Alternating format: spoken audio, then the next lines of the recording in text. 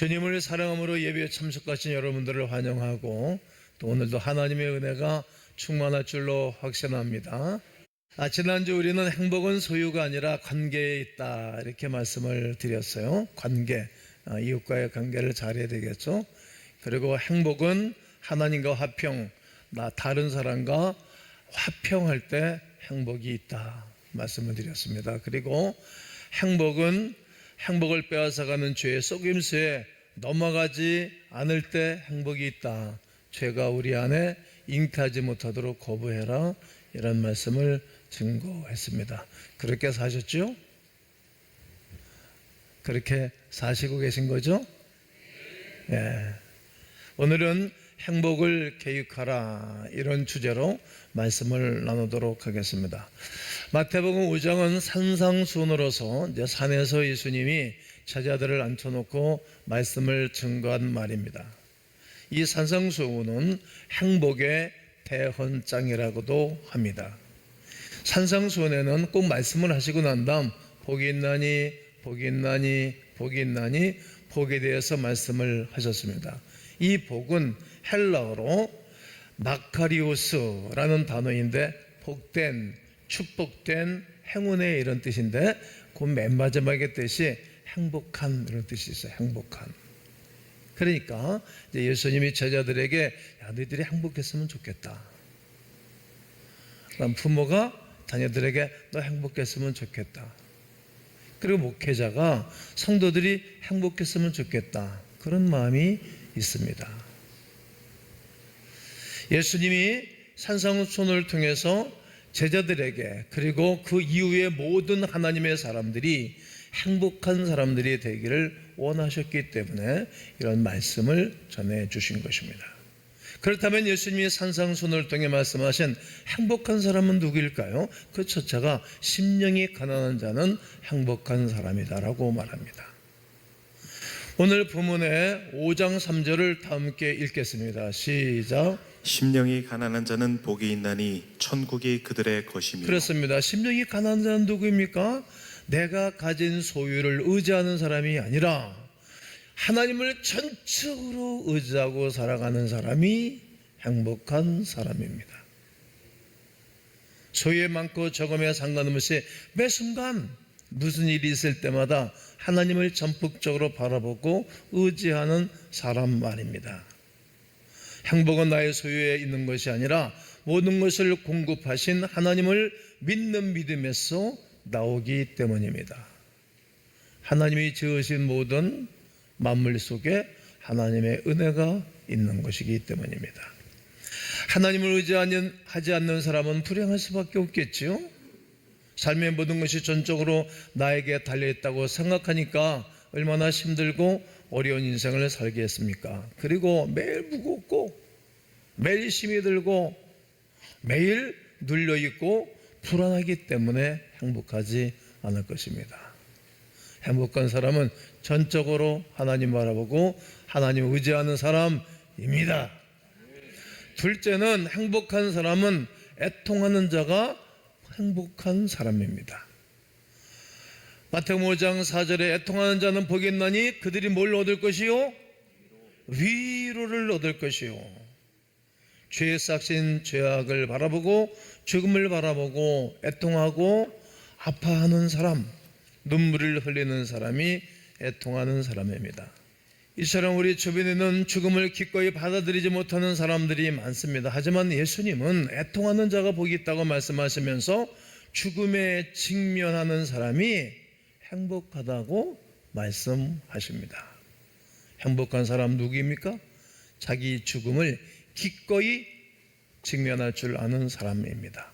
죽음의 실체를 보고 죽음에 대해 의미를 깊이 새기면서 죽음에 머뭇거리지 않고 죽음이 가지고 올 결과를 간직하고 살아가는 사람입니다. 그래서 늘 애통한답니다. 온유한 자가 행복한 사람입니다. 5절을 읽겠습니다. 온유한 자는 복이 있나니 그들이 땅을 기업으로 받을 이 것이며. 온유한 자가 누구입니까? 잘 훈련되어 조절될 힘을 가지고 있는 사람입니다. 다른 말로 온유한 자는 자기 중심적이지 않습니다. 요즘 사람들이 분노 조절이 안 되는 거예요. 그러니까 자기 멋대로 행동하고 말하고 그러는 것입니다. 저도 원래 분노 조절 잘 못하는 사람이었어요. 뭐 지금도 분노 조절이 은혜 안에 있으면 분노 조절이 잘 되는데 이거 쭉 딱 선을 넘으면 어려워지는 것입니다. 아마 그런 기질들을 다 가지고 있을 것이라고 생각을 합니다. 이렇게 자기가 중심이 되어지니까 온유하지 않는 거예요. 하나님의 피조물로서 자기의 존재를 아는 사람, 나는 어떤 사람인가?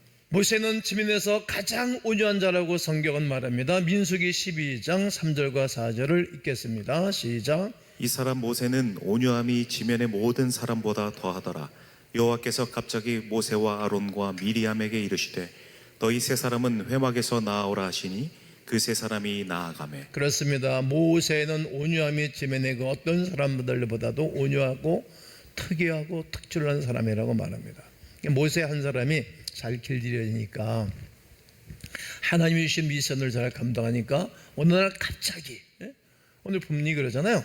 어느 날 갑자기 여호와께서 모세, 아론, 미리암에게 말씀하셨어요. 세 사람은 회막으로 나오라고. 그러니까 집안에서 말이죠, 차자를 할지라도 막나라 할지라도 이 사람 한 사람이 온유한 사람이 되고 훈련되면 집안 식구들이 다 복을 받는 거예요. 그는 주님을 위해서라면, 하나님을 위해서라면 자기 자신의 생명을 바치는 사람이었습니다. 이것이 하나님 보시기에 온유한 사람입니다. 온유한 자는 매 순간 하나님이 주신 최고의 기회로 삼습니다. 그러므로 최선을 다할 뿐만 아니라 감사의 삶으로 이어지는 사람입니다. 온유한 자는 결코 하나님이 주시지 않는 것을 가지려고 발버둥 치지 않습니다. 남의 것을 가지려고 하지 않습니다. 선을 넘지를 않는 것입니다. 그 마음을 가지고 사는 사람은 행복을 누리고 사는 사람이라고 말합니다. 한번 따라해 볼까요? 주여 온유한 자가 되게 하옵소서. 주여 땅을 주옵소서. 의에 줄이고 목마른 자는 행복한 사람입니다. 6절을 읽겠습니다. 시작. 의에 줄이고 목마른 자는 복이 있나니 그들이 배부를 것이며. 의에 줄이고 목마른 사람은 어떤 사람입니까? 의에 줄이고 목마르다는 것은 죄의 자리에 머물지 않는 것입니다. 죄의 자리. 성경에서 의는 헬라어로 디카이오시네라는 단어를 쓰는데 죄와 전혀 상관이 없는 상태를 말하는 거예요. 죄와 상관이 없다는 거예요. 의에 줄이고 목마른 사람은 죄와 상관이 없는 삶을 하루하루 한 달 한 달 살아가는 사람입니다. 그리고 하나님이 좋아하는, 하나님이 기뻐하는 쪽을 선택해서 부지런히 달려가는 거예요. 여러분, 인생이 망하는 것은 잘못된 길, 죄의 길을 향해서 달려가는 것 아닙니까? 인생이 망하는 이유는 선을 넘어서, 제가 가드레일이라는 설교를, 가드레일을 이렇게 강대상에다 설치해 놓고 한 달 내내 설교를 했어요. 한 번에 갖고 뛰어넘으려고 했는데 뛰어넘다가 다리에 걸려서 넘어질까 봐 못하고 가끔 넘었죠. 그 넘으면 다치는 거예요. 선을 넘지 않은 거예요. 죄는 하나님과 이웃 그리고 나 자신과의 관계를 깨뜨리는 무서운 능력을 가지고 있습니다. 그래서 의에 줄이고 목마른 사람, 즉 의의 자리에 머물지 죄의 자리에 머물지 않는 사람입니다. 이런 사람이 복 있는 것입니다. 아무리 주변 사람이 뭐라 해도, 직장의 상사가 뭐를 요구한다 할지라도, 아무런 큰 권력이 요구한다 할지라도 NO 할 줄 아는 그리스도인, 이 사람이 의에 줄이고 목마른 사람입니다. 하나님과 이웃, 자신과 바른 관계를 맺기 때문에 늘 행복한 거죠. 내 자신이 비굴해지면 얼마나 부끄럽고 힘이 쭉 빠져가요. 그런데 힘이 들지만 말씀에 따라 순종하고 죄를 물리치면 행복감이 찾아옵니다. 그런 영적인 위셈의 축복이 우리 가운데 있었으리라고 생각합니다. 그리고 긍휼히 여기는 자는 행복한 사람입니다. 7절에 긍휼히 여기는 자는 복이 있나니 그들이 뭘 받을 것이며 다른 사람을 긍휼히 여긴다는 것은 곧 내가 긍휼히 받을 기회가 있는 것입니다. 우리는 십자가로 말미암아 예수 그리스도의 사랑으로 긍휼하심을 받았어요. 하나님과 원수되었던 우리였는데 이제 하나님으로 말미암아 용서를 받았으니 이것만큼 큰 긍휼을 받은 사람이 어디 있겠습니까? 십자가의 긍휼을 받은 우리는 이제 다른 사람을 긍휼히 여길 줄 알아야 합니다. 긍휼의 마음을 가진 사람은 다른 사람과 원수 맺지를 않습니다. 악을 악으로 갚지 않지요? 욕을 욕으로 되돌려 갚지 않지요? 손해를 끼친 것을 손해본 것으로 되돌려 갚지 않습니다. 상처와 복수심으로 마음에 쓴뿌리가 가득한 사람은 결코 행복하지 않습니다. 그리고 마음이 청결한 자는 행복한 사람이라고 8절은 말합니다.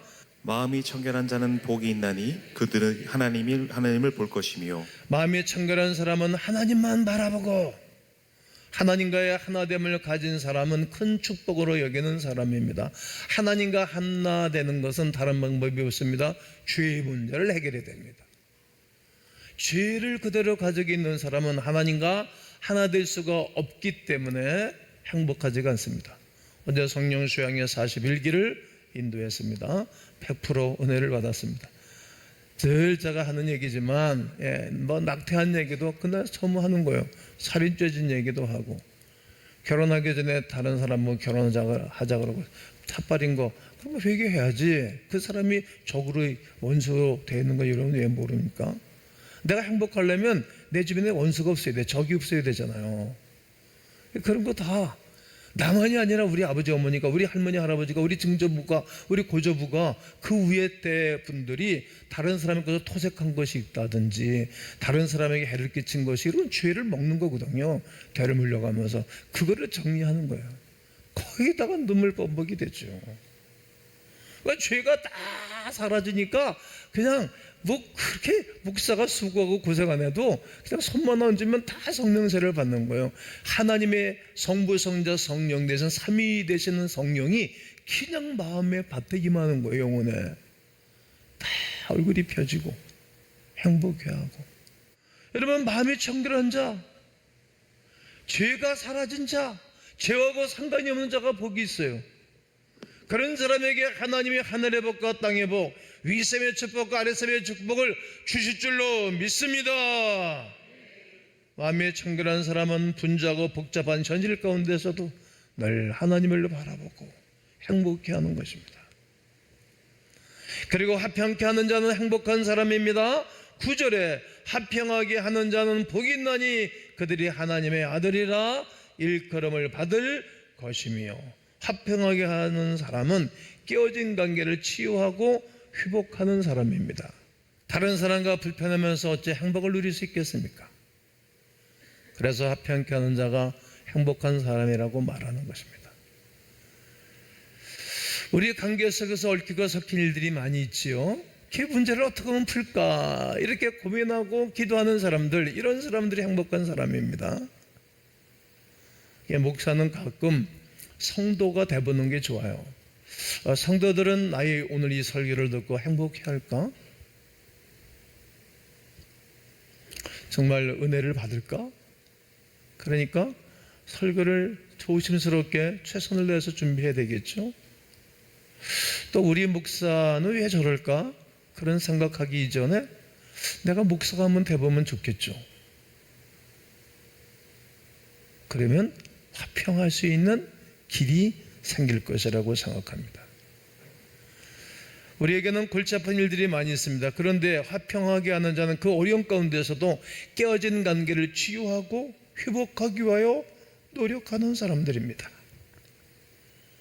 그런 사람들이 집안에 있을 때, 그런 사람들이 우리 사회에 있을 때, 그런 사람들이 우리 회사에 있을 때, 그런 사람들이 교인들로 가득 차 있을 때 거기에 복이 있는 것입니다. 우리를 위해 박해를 받는 자는 또한 행복한 사람입니다. 마태복음 5장 10절을 읽겠습니다. 의를 위하여 박해를 받는 자는 복이 있나니 천국이 그들의 것입니다. 그렇습니다. 핍박과 행복이 어떻게 함께 할 수 있습니까? 의를 위하여 박해를 받는 자는 어찌 행복할 수 있겠습니까? 의를 위해서 손해보고 눈물을 흘리고 심지어 생명을 잃는 사람들에게 어찌 행복할 수 있다고 말할 수 있는 것입니까? 이것은 파라독스입니다. 그러나 성경은 의를 위하여 핍박받고 박해받고 어려움을 당하는 자가 행복한 사람이라고 분명히 말합니다. 그 이유는 그날이 있습니다. 심판의 날이 있는 것입니다. 그날에 우리 주님이 껴안아 주시고 위로하고 격려해 줄 날이 있습니다. 왜요? 당신을 위하여, 당신의 나라를 위하여, 우리가 원하는 그 하나님의 나라가 이 땅에 세워지기 위하여 핍박을 받고 고생했으니 얼마나 그 주님이 기뻐하시겠습니까? 그날을 바라보고 살아가는 사람들입니다. 성경 속에는 예수 그리스도를 만나 안수 집사가 된 스데반 집사가 예수 그리스도를 증거하기 시작했습니다. 복음의 악감정이 있는 유대인들이, 그런 많은 사람들이 그를 돌로 쳐서 머리부터 온 얼굴이 다 깨졌습니다. 죽어갈 때였습니다. 행복하겠습니까? 요즘 현대 교인들은 그렇게 박해를, 우리 한국은 종교의 자유에 있어서 핍박을 받지를 않습니다. 오늘 만약에 여러분들이 복음을 증거하다가 이렇게 매를 맞고 죽어간다면 여러분 어떡하시겠습니까? 지금은 스데반 속에 한번 가보는 것입니다. 그때 스데반이 힘이 들고 몸이 아플 때 하늘을 봤습니다. 하늘이 확 열렸습니다. 하늘에도 문이 있으니 그 문을 열어 하나님 우편에 예수님이 앉아 계시다 벌떡 일어났습니다. 그리고 자기를 격려하고 바라보는 눈빛과 마주쳤습니다. 힘을 얻었습니다. 그 즉시 스데반의 얼굴이 천사와 같이 변했습니다. 그날이 있습니다. 하나님 나라를 위해서 희생하는 사람, 의를 위해서 핍박을 받는 사람, 주님을 만난 그날이 있으므로 참 행복한 사람입니다. 넌 뭐하다 왔냐? 행복은 최후 승리를 확신하는 믿음에서 우러나오는 은혜입니다. 우리나라는 종교의 자유를 보장하였습니다. 그래서 우리는 아무 곳에 가서도 예배를 드릴 수 있고, 아무 곳에 가서도 찬송을 드릴 수 있고, 어느 곳에서 어느 장소에서도 예수는 그리스도라고 복음을 증거할 수 있는 나라입니다.